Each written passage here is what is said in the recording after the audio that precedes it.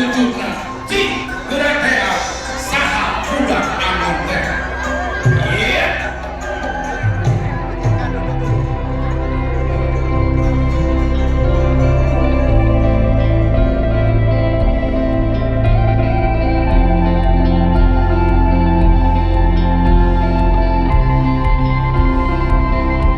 Sembahan pada malam ini 12.519.000 rupiah.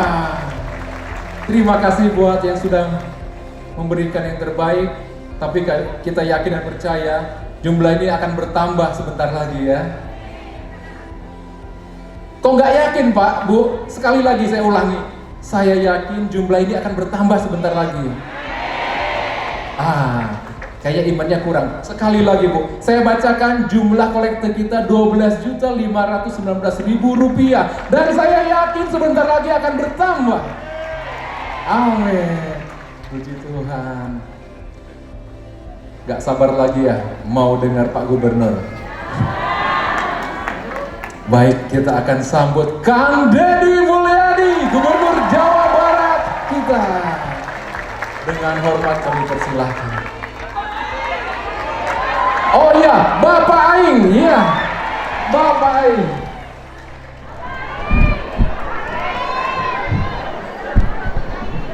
Gini Bang.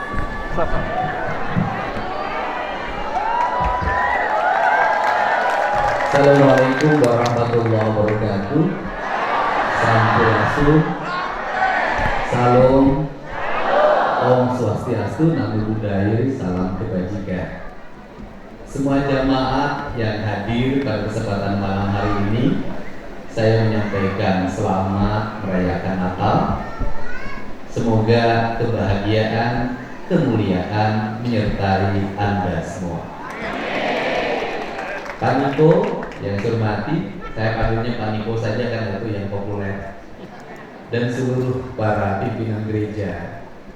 Saya hanya melihat dua hal saja. Yang pertama adalah Yesus terlahir di kandang domba. Apa sih maknanya dalam perspektif kebudayaan yang saya pahami? Bahwa dia dilahirkan untuk mengembala. Tradisi mengembala ini adalah tradisi kebudayaan yang dinantikan dalam kepemimpinan kebudayaan Sunda, yaitu budak anon. Ciri pemimpin sejati adalah seorang budak anon. Ini saya mau bersama. Budak anon itu kayak gimana sih? Budak anon itu adalah budak buncir, budak janggotan. Itu ciri.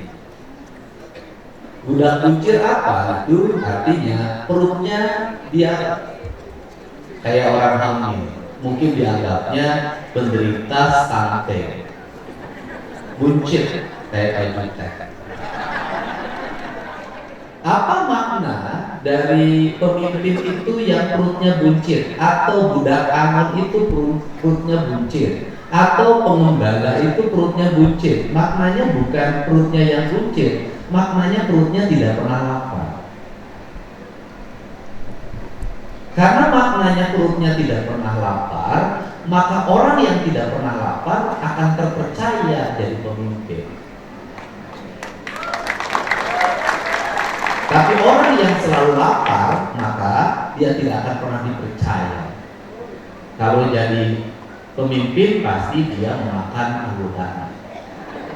Kalau jadi gubernur dia memakan rakyatnya.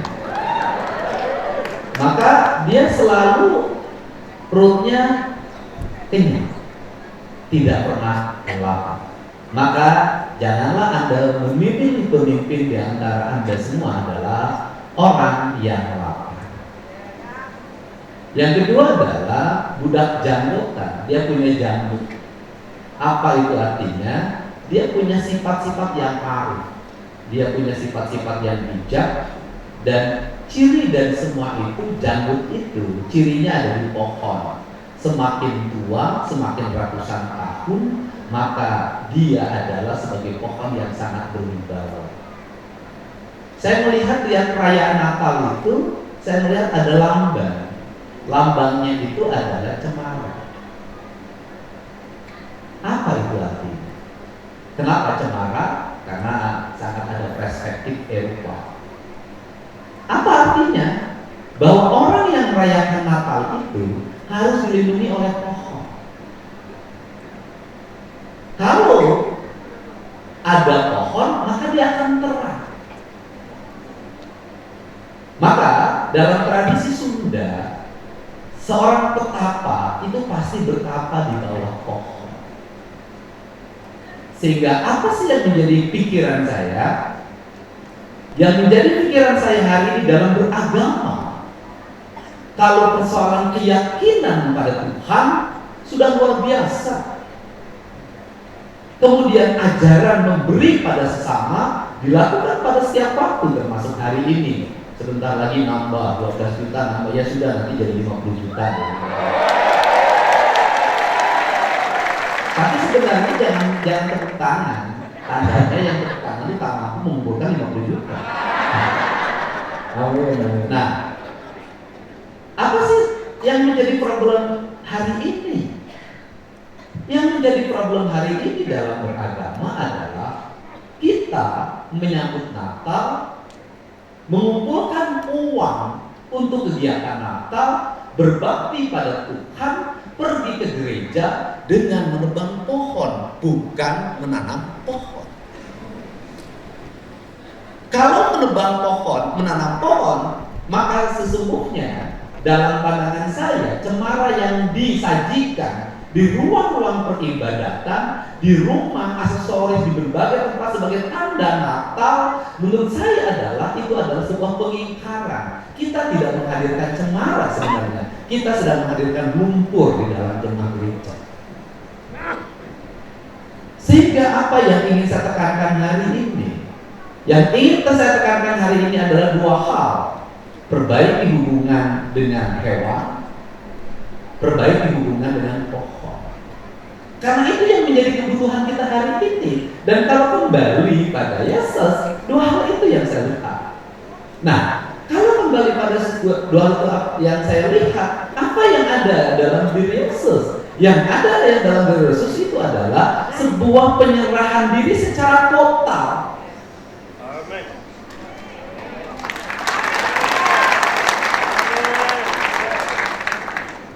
Dia sudah menyerahkan diri secara total. Itu dalam kebudayaan Sunda, itu ada tradisi sesaji.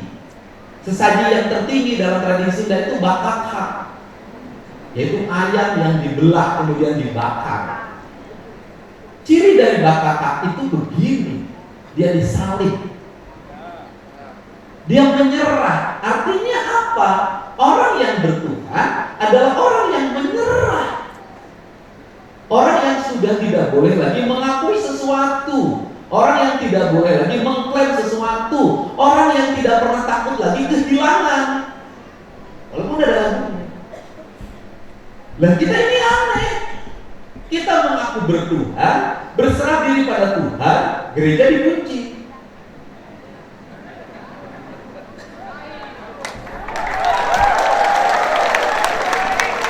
Tambah lagi pakai CCTV.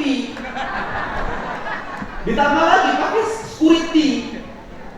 Pertanyaan saya adalah, di mana letak penyerahan diri Anda? Di mana letak penyerahan diri saya? Kalau selalu dalam setiap waktu takut, bukankah rasa takut itu tidak ada keyakinan? Orang-orang yang memiliki keyakinan tidak ada rasa takut dalam dirinya. Jangan pernah takut miskin. Jangan pernah takut tidak punya jabatan. Jangan pernah takut tidak punya duit. Saya tidak punya istri aja nggak takut.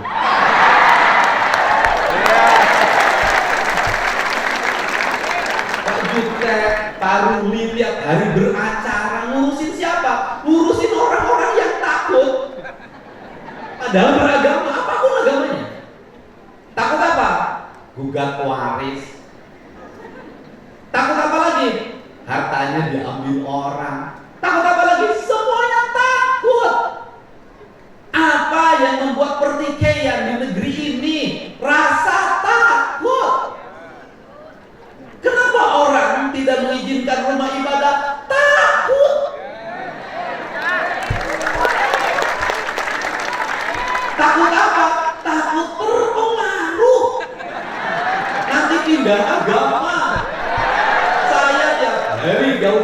jutek dengan Pak Ruli, nggak pindah agama, paling pindah isi dompet.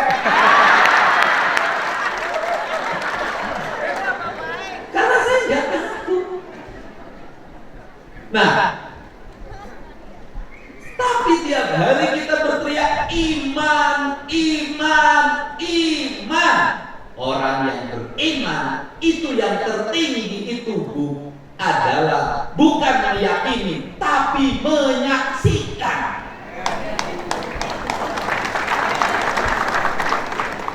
Kalau sudah menyaksikan berarti dia bersaksi. Bersaksi di pengadilan itu adalah orang yang harus melihat dan mendengar. Kalau tidak bisa melihat dan mendengar sendiri, tidak bisa menjadi saksi yang valid. Pertanyaannya adalah, hari ini kita bersaksi pada Tuhan yang kita yakini. Kalau bersaksi berarti sudah menyaksikan. Kalau sudah menyaksikan berarti dekat.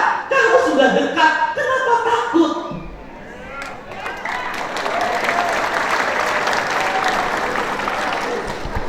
Untuk itu kenapa kita takut miskin? Kenapa kita takut tidak makan? Bukankah Yesus sendiri tidak takut apapun? Dia melepaskan sendiri seluruh beban dunianya. Untuk apa? Untuk mengajarkan tentang bahwa kesaksian itu harus disaksikan dan kesaksian itu akan lahir apabila kita merasakan.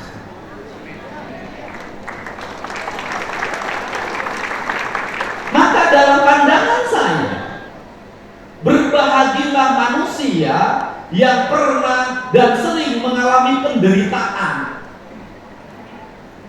Kenapa? Berarti dia pernah menyaksikan dan merasakan. Orang yang mengalami penderitaan itu adalah orang-orang yang mengikuti tradisi kenabian.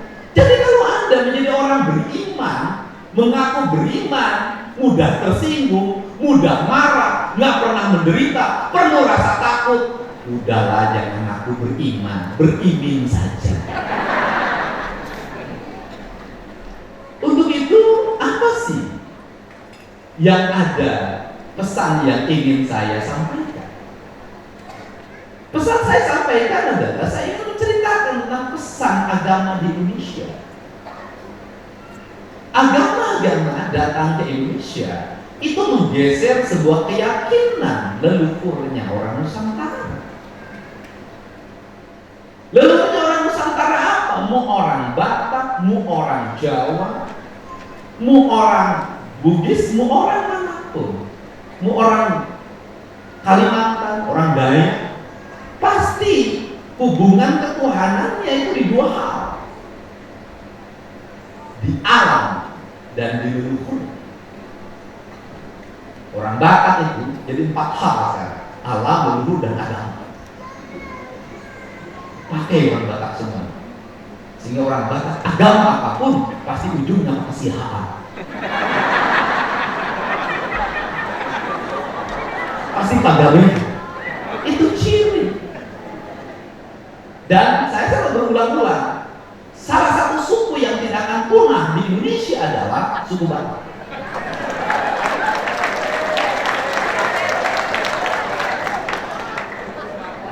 Nah, apa sih yang ingin dipesankan? Leluhur kita itu dulu itu dianggap animis dan dinamis.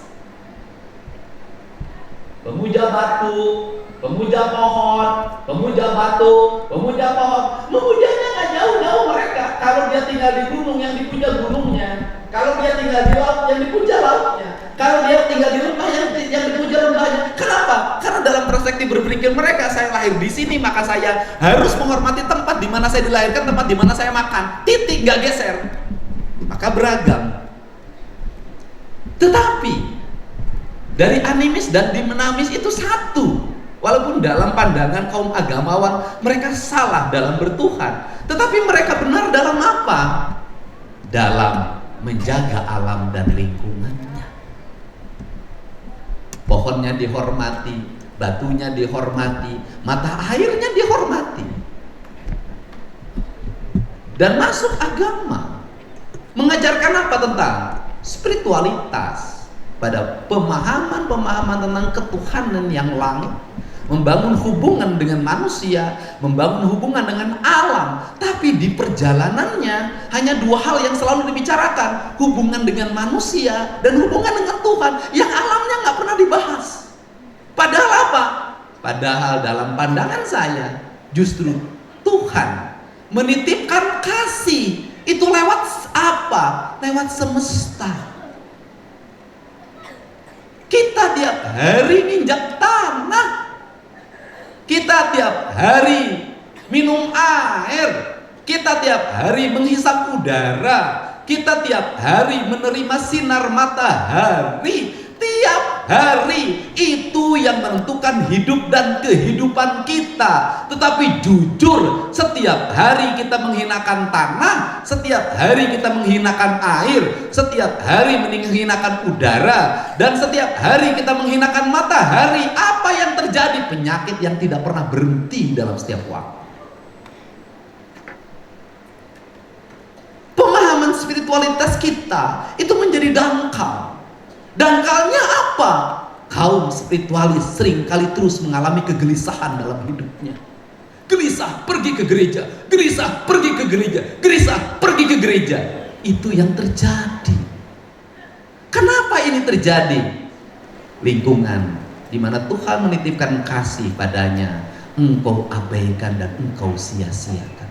Engkau lupa. Kau berperang satu sama lain, berebut tempat ibadah, ingin mendirikan tempat ibadah, tapi engkau lupa bahwa alam semesta engkau campakkan, engkau hancurkan secara kolektif tanpa pernah kau bicara tentang dosa.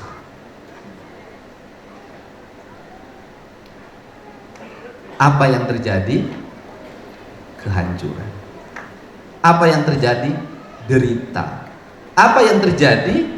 Kecemasan. Apa yang terjadi? Kegelisahan. Kenapa kita semuanya gelisah? Karena kita terpisah dari induk kita. Maka orang Sunda menyebut tanah itu sebagai Sunan Ampel, ibu yang mesti dijaga dan dihormati. Untuk itu, mari pada saat Natal saat ini saya mengajak pada semuanya, hentikan berbagai aktivitas yang engkau telah meluluh lantahkan bumi, tempat suci yang dimana engkau dilahirkan, dibesarkan, dan engkau akan kembali padanya.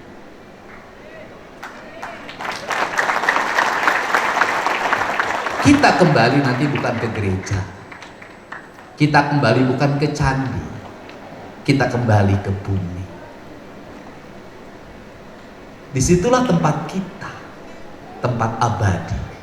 Kita yang ingin kita ciptakan apa? Yang ingin kita ciptakan adalah saat kita kembali ke bumi, bumi menerima kita dengan penuh sukacita. Kenapa menerima penuh sukacita?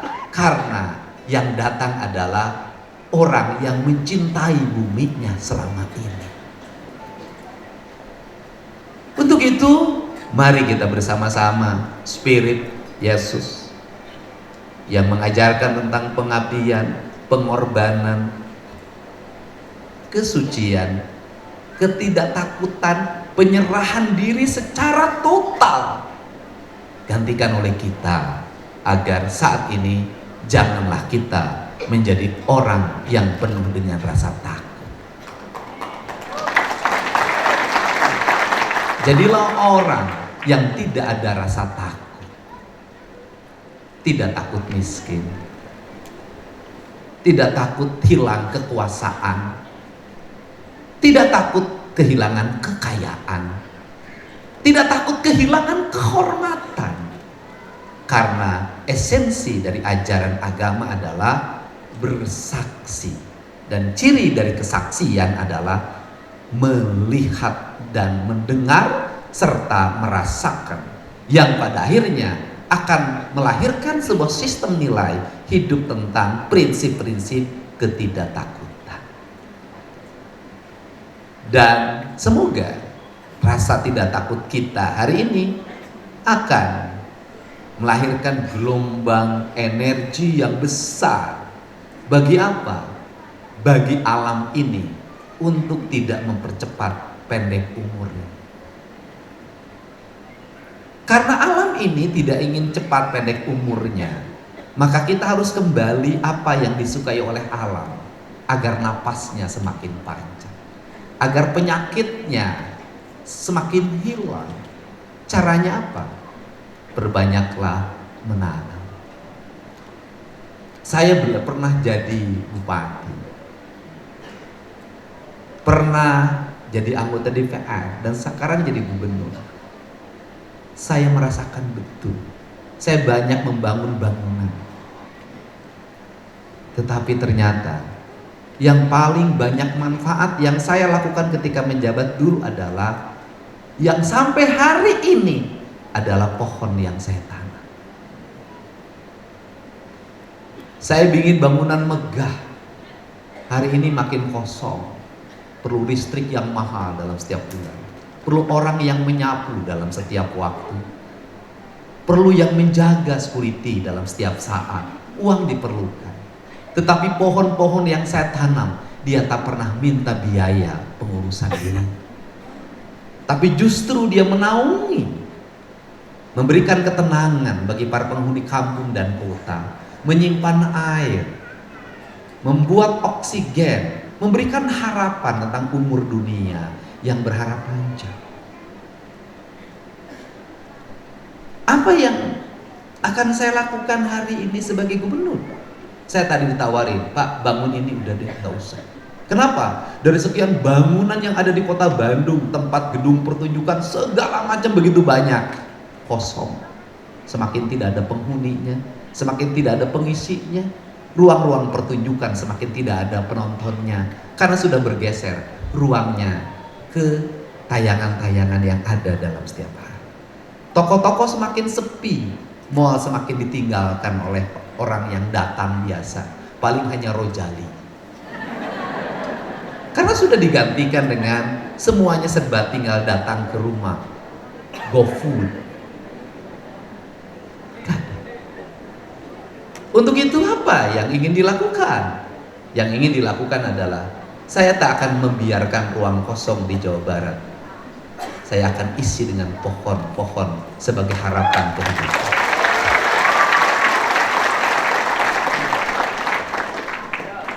Kalau umat Kristiani mencintai pohon cemara, saya juga mencintainya karena bisa ditanam. Tetapi juga saya sebagai orang Jawa Barat sangat mencintai pohon Tanjung, pohon Kiara, pohon Jamuju, pohon Samolo, pohon Beringin, dan seluruh pohon lainnya. Untuk apa? Kepentingan masa depan. Karena ancaman terbesar dari rakyat Jawa Barat ke depan adalah kekurangan air, hilangnya rawa, hilangnya ruang untuk berinteraksi. Setiap pikiran orang hari ini adalah ekonomi. Setiap pikiran orang adalah uang. Setiap pikiran orang adalah uang. Itu yang membuat kita sempit dalam memahami agama secara universal. Tempat ibadah kita yang paling utama adalah seluruh bumi ini adalah tempat kita beribadah. Sekali lagi saya katakan, seluruh bumi ini adalah tempat kita beribadah. Untuk itu janganlah bersedih hati apabila belum bisa mendirikan gereja. Kenapa? Kita bisa beribadah dimanapun, karena Tuhan sangat mencintai setiap manusia yang mengingat Tuhan dimanapun. Hadirkan gereja dalam setiap hari. Hadirkan gereja di hati kita, agar kita beracara ada gereja di hati kita, sehingga tarifnya tidak terlalu tinggi. Agar kita menjadi dokter, ada hadirkan Yesus di hati para dokter yang Kristiani. Agar apa? agar membuat resepnya disesuaikan dengan pasiennya. Kalau dia adalah berpenghasilan 3 juta, maka generik. Penghasilan 30 juta sesuaikan dengan kebutuhannya. Kenapa? Apapun ucapan kita tentang iman, manakala kita menulis resep, kemudian mencekik leher pasien kita, membuat dia menderita, sesungguhnya iman kita adalah iman kamuflatif, bukan iman yang sesungguhnya. Kita ingin bertuhan, bukan hanya di ruang-ruang ritual. Kita ingin bertuhan dalam ruang spiritual, sehingga tidak ada lagi kalimat ketika di jalan raya karena macet.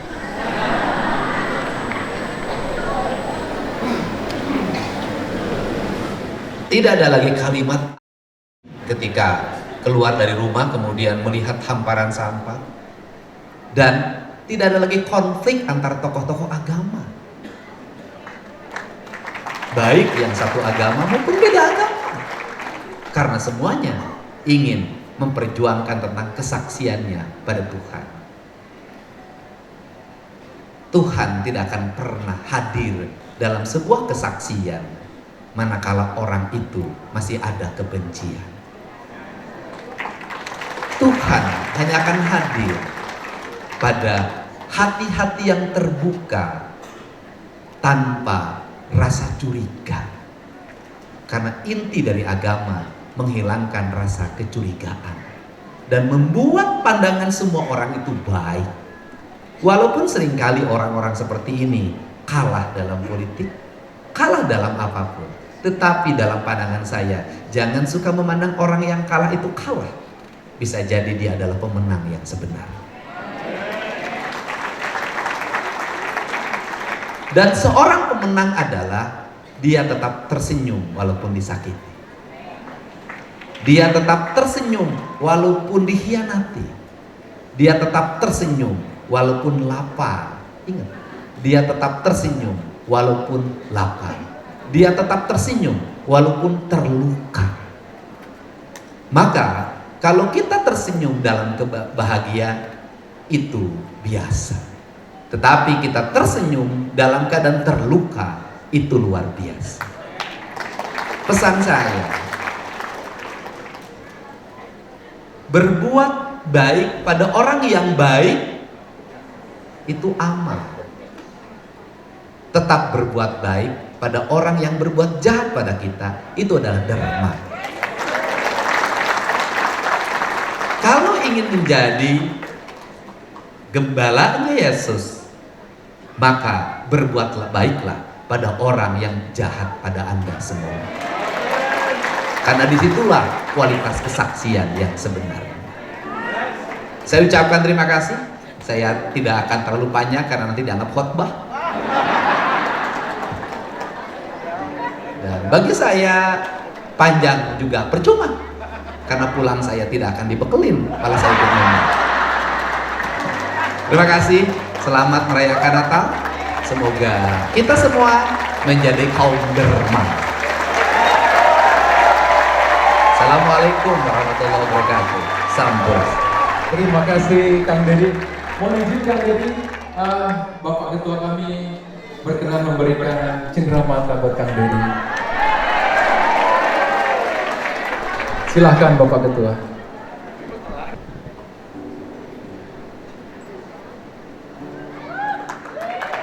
Kasih plus dong. Satu lagi.